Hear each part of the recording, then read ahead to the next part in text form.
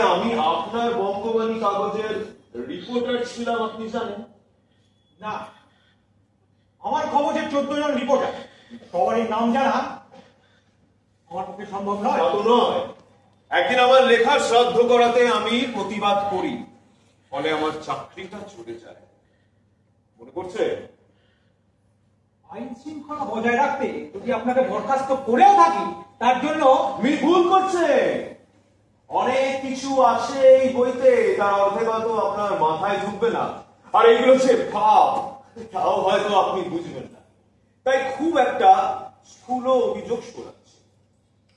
গত 1950 সালে অকস্মাৎ আপনার ভীষণ দেশপ্রেম দেখা দিল, মনে আছে?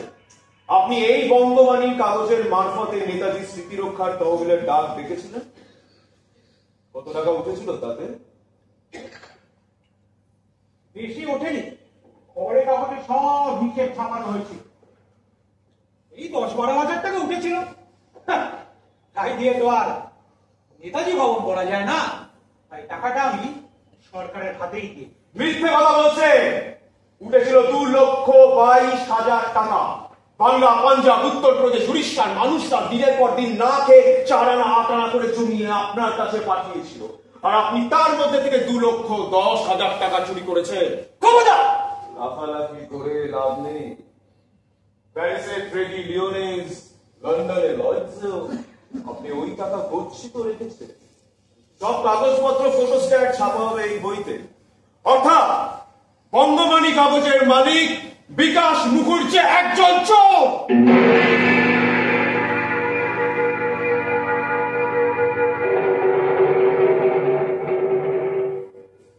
কি বিকাশ বাবু, নৌবিহারের লোভে এসেছিলেন তাই না? আপনার অপরাধ আমার চেয়ে ঢের বেশি। এ তো বোঝাই যাচ্ছে আপনারা অত্যন্ত ডেঞ্জারাস লোক। আর কথা বাড়াবার দরকার আছে কি? না না, আমার কেচ্চাটা এতক্ষণ ধরে আপনারা সবাই মিলে বসে বসে আয়েশ করে শুনেছেন। আমিও প্রত্যেকের কেচ্চা শুনবো। সুলোচনা দেবী। মহিলাদেরও রেহাই নেই?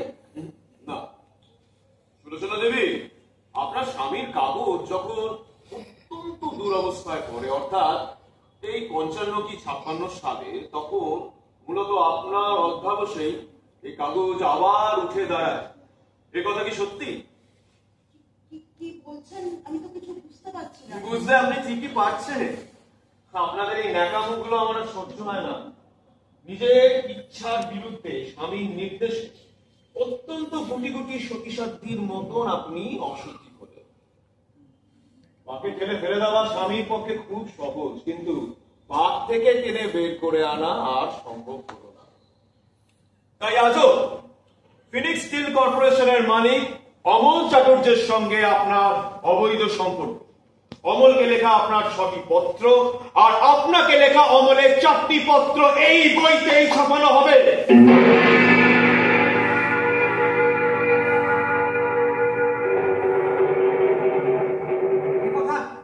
এ কথা সত্যি? ইচ্ছে করছে তোমার গলা টিভি মেরে ফেলতে।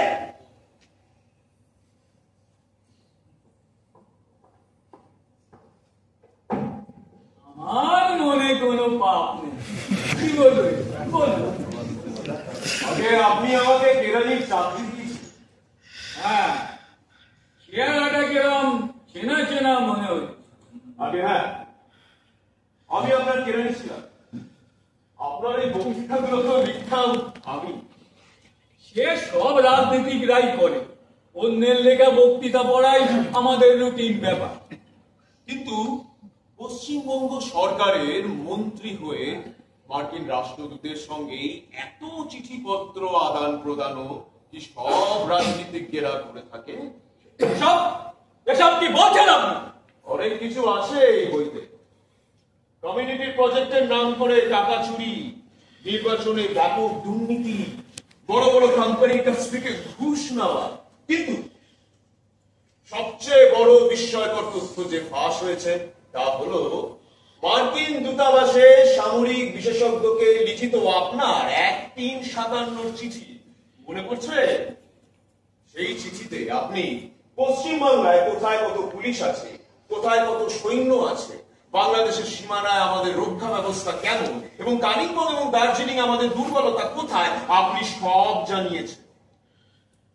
মার্কিন দূতাবাসের হাতে আপনি তুলে দিয়েছেন দেশের নিরাপত্তার ব্যবস্থার গোপন তথ্য। বদলে কি পেয়েছেন? টাকা।